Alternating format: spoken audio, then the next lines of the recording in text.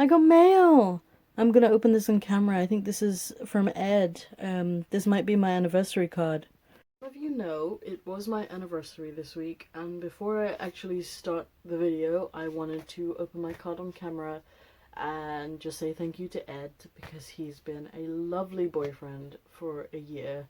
And, you know, I really appreciate everything you've done for me, and you're a wonderful human being. You gave me like the best Christmas ever last night. You've made my birthday more special. You've made my friends' birthdays more special. You know, you're a warrior, and I love you for it, and it drives me crazy sometimes. But it also makes you the best companion, because you're the first person to respond when I'm in crisis. You know exactly how to take care of me, and I love you for it. There have been so many times where I've been sick, and you just cared the shit out of me. Like, I had a 24-hour migraine, and you ran a hot bath for me. You got me an ice pack. You checked with A&E or accident emergency. You checked with a friend who works in pharmaceuticals. You made hot drinks for me. You know, you just kept me well enough to do anything. So I am gonna open this card, and I just want to say thank you, and it doesn't matter what you say, I love you more than you love me. I'm sorry, that competition is over. I love you more than you love me. So I'm gonna open this and desperately not try to show my address on camera.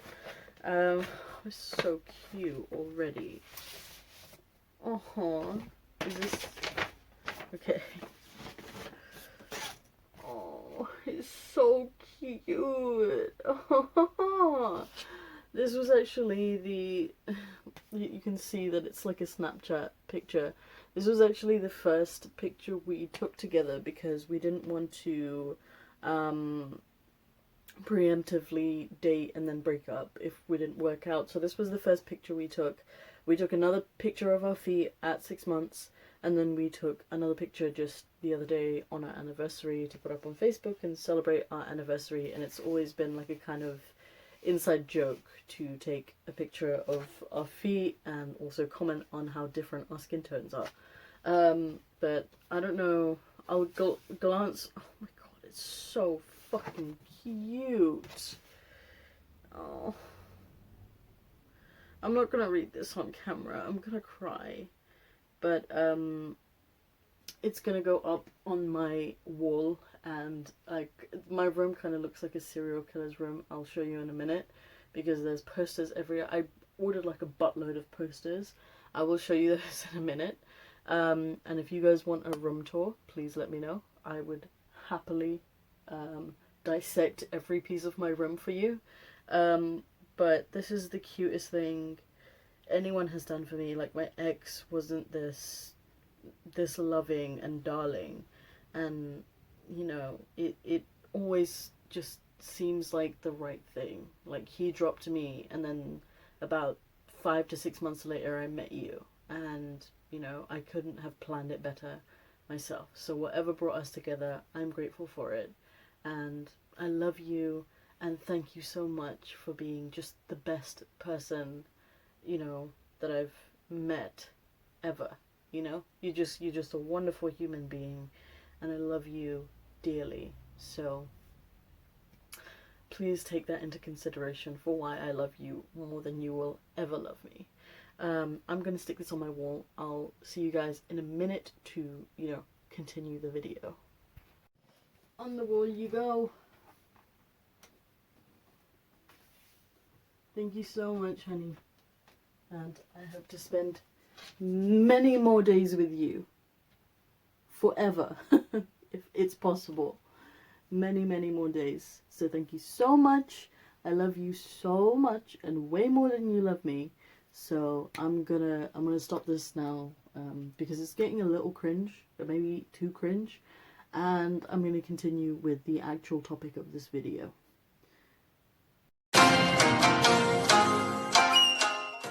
Hello, and welcome back to another video. I'm sorry, I tried to do a YouTuber intro there, it didn't really work. So a lot of things have happened. You may have seen the first section where I opened my card. I'm sorry, I had to put it in. It was so cute. But Also, a lot of other things have happened. Over the last week, I have talked way too much about slavery, about pedophilia, about incest. I'm getting a little, like, annoyed, like, really annoyed. I also got my brow pierced. I had my 1 year anniversary with my boyfriend, which was amazing and special, and we're hoping to celebrate properly in the coming weekend. I have a ton of things to do at work, and also my social media is becoming extremely distracting, so please don't mind me if I just go AWOL for like 48 hours and not get in contact with anybody. I'm not dead. I'm simply taking a break from talking about things that I thought were common knowledge, were stupid to think were okay, like slavery, like pedophilia, and like incest. And just to clarify, I don't give a fuck if you're, fucking your sister or fucking your brother or whoever you're fucking. I don't give a fuck. I do, however, give a fuck if you are procreating and marrying that person. Please don't. It's a bad idea. And that is all I'm going to say about the matter. Anyways, I wanted to talk about the purpose of life, because I feel as though that is a really important topic to some people, especially religious people, and it was something that I truly struggled with when I was, at odds with my faith, with my religion, and it's something I wanted to talk about and, reassure people that it's okay not to know what the purpose of your life is. I feel as though I asked a question on Twitter, and I'm going to read it because I made some notes. I asked a mass question, if it can be called that, and polled it out to people, and asked them. So this is what I tweeted: to my non-religious friends or those who are spiritual without religion, does your life have meaning/purpose? Do you believe life should have meaning/purpose? And how do you find meaning/purpose? And now I know I asked a lot of questions, and I know meaning and purpose are probably not the same things, but while I was writing the question, I genuinely did feel like they were the same thing, like they were interchangeable, because when I was religious, my meaning and purpose was the same. And I understand that ultimately they may not be the same thing, but to me, when I was religious, it meant the same thing, and it's something.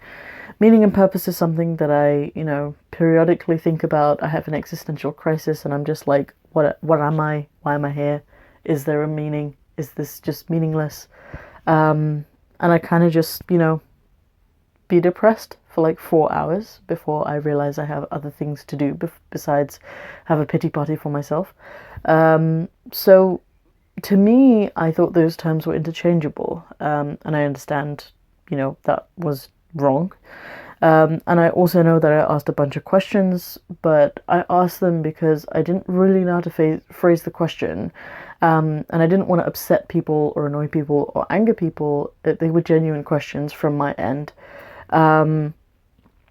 And I also have a few answers that I would like to share with you after I talk about my, journey with this. If I can't pronounce your username, and even if I can, I will tag you in the subtweet of when I post the link to the video on Twitter. So the first thing I wanted to talk about is that when I was religious, when I was a Muslim, my purpose/meaning was to serve Allah. It was completely to submit my will to the word of God and the example of his final messenger, Muhammad, right? That was my purpose and my meaning. And since losing my faith, especially my journey with faith, like while I was doubting and while I was leaving faith, I kind of just wanted to die.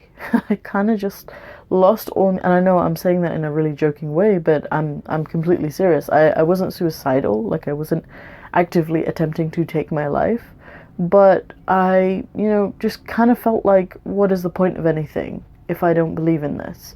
Um, and I felt extremely guilty for not believing in it. I felt weird for not believing in it.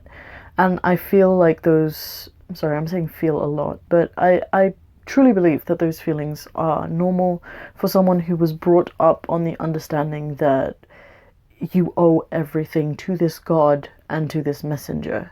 When that's really hammered into you, and you live your life in a way where everything you do, including the way that you go to the bathroom, or the way you enter into the house, or the way you eat, is dictated by this God or by this messenger, you're naturally going to feel something missing, or guilty, or weird for not suddenly adhering to that. That is completely normal, in my opinion. But in about the 1 to 2 year period where I was doubting, or I didn't really know what my faith was, or what I believed in, if I believed in anything, just my pure rage at everything and anything that happened in my life, I I was struggling. I was waiting for something to strike me down, like literally a plague or thunder and lightning or illness or something.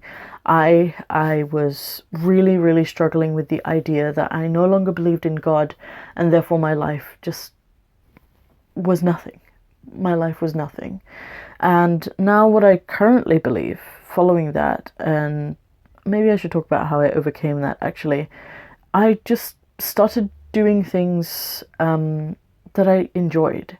So I enjoyed writing. I invested more time into writing. I used to be a part of a site called Movellas, which I am no longer a part of, actively at least. I used to write a lot of stories on there. It was my niche. I loved writing stories. I felt like I was good at it. So I invested a lot of time in writing on that site. I also had a blog that I actively used, which, has kind of been abandoned for the minute. I don't know if I'm going to go back to it, but the link to that is in the description if you wanted to check it out. So I used to write a blog. A lot of it was emotion based. Some of it was religion based. I had a lot of emotions going on, so a lot of it is creatively emotion driven.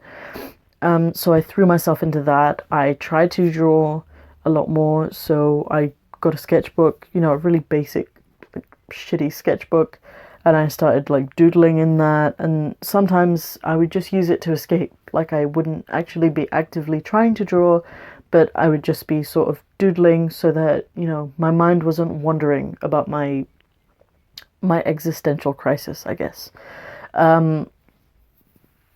So I just threw myself into doing things I loved. After I left my father's house, I volunteered for a whole year at like 5 different places. One was a youth center, another was a community center, another was a charity shop, another was, I think it was like an immigration service that I volunteered at. I worked with old people, I worked with young people, I worked with, almost everyone under the sun. Before I found permanent work, and that's what I threw myself into. So that volunteering really allowed me to soul search, find what my passion was, what I was good at, what I was bad at. For example, retail was not my strong suit, so I didn't last too long at the charity shop, for example, even though it was a charity shop that I really, really wanted to support, because that charity had really supported my mother through her time while she was, suffering from cancer. Even though I really wanted to support them, it just wasn't the right position for me. I didn't do too well in retail. So it was something I had to stop doing. So I, sort of hopped from these different volunteering positions and tried to find what I was good at, what I wasn't good at, and stuff like that. Ooh, the other place that I volunteered at was at a library. I forgot about that one. I set up workshops. I, talked to a lot of different types of people, learned about them, and that has always been something that has driven me to keep working. It was learning about people. And I try not to be judgmental, but when people are defending things like slavery and pedophilia, it's kind of difficult not to judge them. But I mean, aside from that, I'm going to try and keep this video clear of that as much as I can. So that is what I did to keep my mind off me thinking about what my purpose was, because it's difficult to replace such a huge crater in your life when your whole life was dedicated to one thing. It's really, really difficult for you to just be like, oh yeah, I'll just fill it with this. And it troubles you. Like I'd spent whole nights just, crying and thinking about, how my life had changed, how my character had changed, how everything I knew, everything I loved, everything I was had changed. And it was a difficult transition for me to just be like, oh yeah, my life meaning now is just to be happy. I couldn't be happy. I had this massive crater in my life that I just didn't know how to, I didn't even know where to begin to fix. Because, first of all, because no one in my family understood what the fuck was going on with me. And secondly, because I didn't know what I could replace God with. And I know that might sound silly to someone who never took religion very seriously, but it was truly something that I was passionate about, and it nearly destroyed me, leaving that.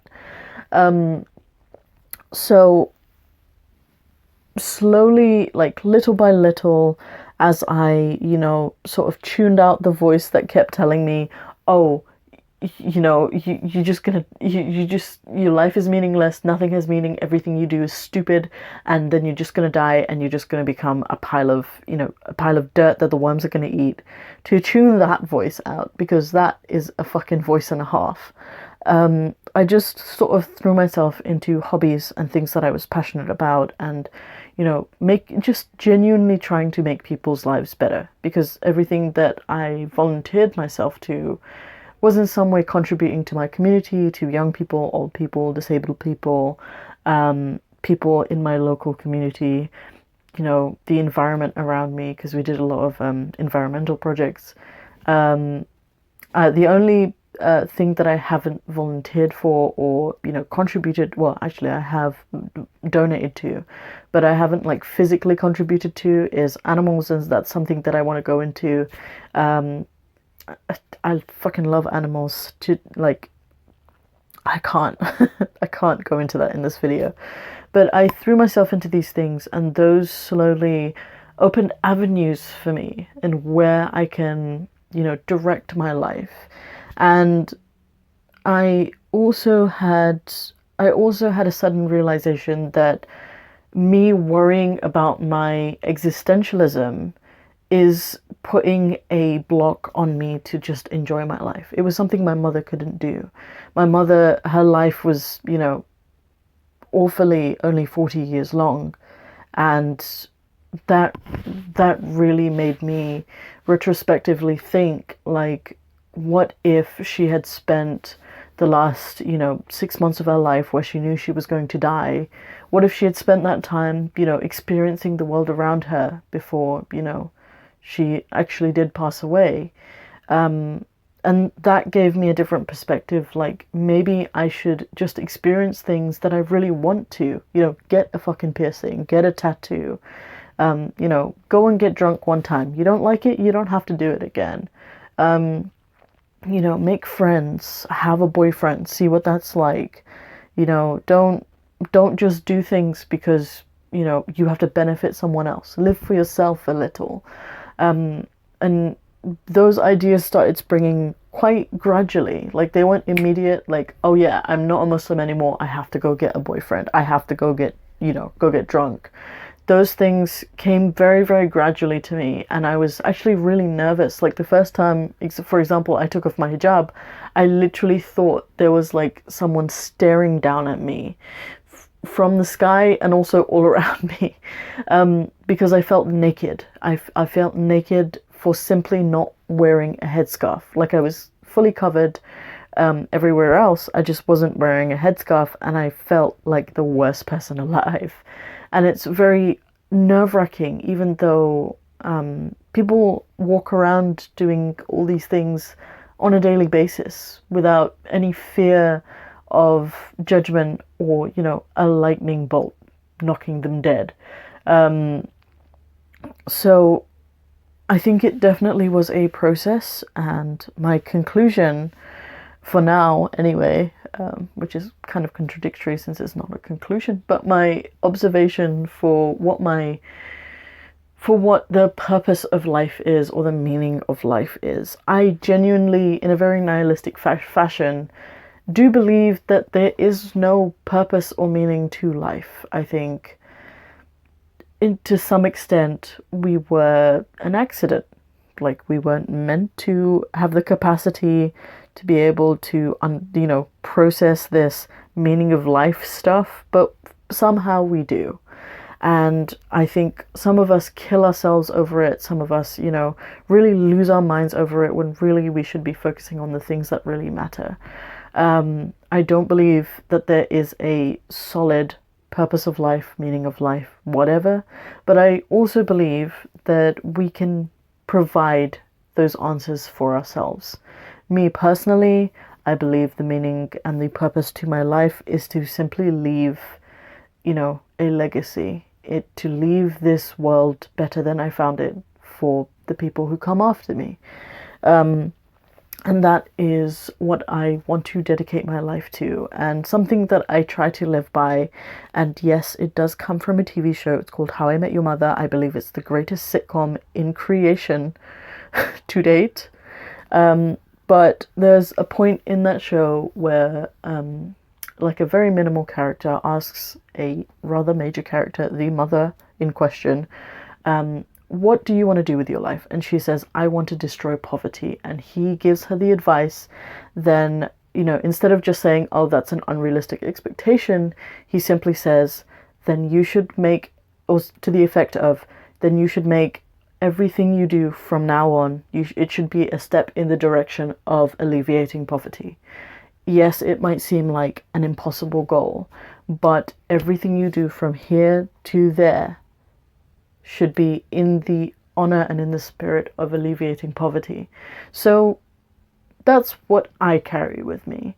I think that my purpose and my meaning, and what gives me meaning, is to simply leave the world in a better form or shape than I found it, than I came into it. And that is what every step I make is, you know, leaning towards.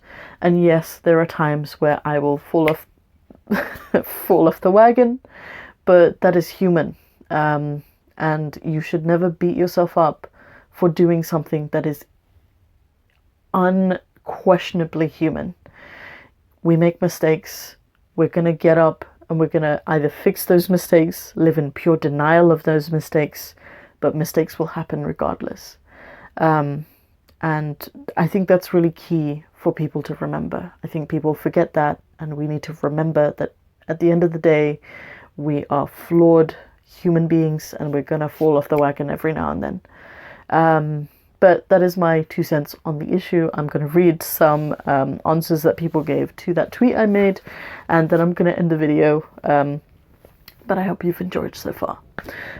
So the first one is from Reason on Faith, and he said, I think a default purpose is to leave the world a better place because you lived in it, and to find happiness along the way.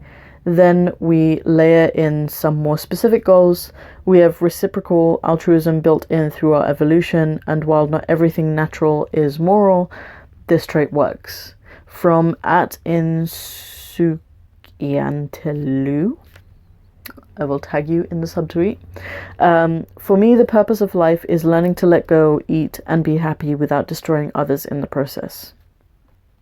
Very plain, very simple. From @Mrs. Apostate, and I am telling you now, I want what Jana Ayedame said on a t-shirt so that I can wear it for the rest of my life. I may even go so far as to tattoo this on my body. It is so beautiful. Don't worry, I'm not. At least I haven't decided on that. But she said, "We are the universe made flesh. We are the universe made conscious. We explore and investigate and question everything. We seek to understand ourselves and the world around us.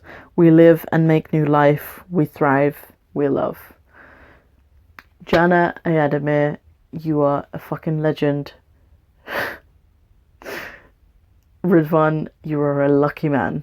Like, you are a lucky man. Anyways, next tweet was from Riz the Bengali. I don't respond to you a lot, but I promise you, you like have really insightful answers, which is probably why I don't respond to you a lot. And he said, and this is only part of his tweet. The rest of it is, you know, I've retweeted every single tweet that has come my way to that question. So please do check him out and please do check out his answer. He said that I have found more purpose in my life than I did when I was religious. And I've also found this. I've definitely found that I am more purposeful and I've made, you know, at least the community around me better after I left religion. And I've, you know, been more sort of passionate about doing the things that I love and I want to see change in the world than I ever did when I was religious. And the last tweet that I would like to share with you from Krishna15122498, which I actually really liked. I really liked this tweet, and I'm, you know, it kind of, I feel like it resonates with some of us who truly are grateful for the life we have and understand that we don't have a next one, so we just appreciate life as is. So Krishna said, "I won a lottery, an opportunity to live on such a beautiful planet with amazing people. I'm going to make the most of the time I have to spend here." And I think that we should all carry that with us. We need to appreciate the life that we have so much more than simply it being a, you know, a stepping stone to an afterlife. If that is how you want to spend your life, fair enough. Who am I to tell you what to do? I am simply saying that we should appreciate life more than that. That is all for the video. I hope that this was insightful and that you enjoyed it and that, you know, I seem a little bit more calm than I do on my Twitter page. I know my Twitter page is a little crazy with all the weirdos that, you know, come across me and decide to pick a fight with me. But I hope that this was insightful and I hope that this was helpful to you. For any of you who might be struggling with this, as I did a while back, that is the end of the video. If you would like to click off, please feel free to do so. If you enjoyed the video, please feel free to share. If you liked it, like it. If you didn't, don't, or dislike it if you want to. I was gonna say something else. Fuck, I forgot. I'm not good at this YouTube thing. My DMs are open on Twitter. I've currently been taking messages from people who are seeking questions, who have questions about Islam and are hesitant to ask their family or people around them. I would just like to say that if you have questions about Islam or if you need advice on a situation in an Islamic manner, I am more than happy to give you an unbiased Islamic answer to your Islamic questions. I reserve the right to express my opinion on specific issues, but if you are struggling with your faith, I will happily give you an Islamic answer to your question. I will always say that I'm not here to steal your faith. Me leaving Islam was one of the greatest trials that I've ever been through, and I feel like it's going to be up there in my top 10 when I die. So I definitely don't want to steal your faith. I don't want to give you that heartbreak, but I will be honest with you. And, you know, I will always fight in your corner for you to believe exactly what you want to believe. It does not change my opinion of you. You know, whatever you want to believe, it does not change my opinion of you. I will never judge you based on what you believe. However, if you defend slavery and defend pedophilia and you defend, you know, consanguineous marriages, I'm sorry, I'm gonna have a problem with that. But, you know, your relationship with God, your book that you follow, you know, wholly or half-heartedly, that is between you and your God. As long as you're not forcing it down someone else's throat, that is with you. So if you have questions to ask me, if you want some advice from me in an Islamic fashion or from the perspective of an ex-Muslim, or you just, you know, you want to talk to me, feel free to DM me. Just be aware that I have a full-time job and, you know, I have a life, I have things to get to, so I won't respond immediately, but to the best of my ability. So thank you for joining me in this video. I wish you the best in your life, and I hope that you can find meaning and find purpose in this meaningless world. And yeah, thank you, and I will see you in the next video. I don't know if I'll be posting Sunday.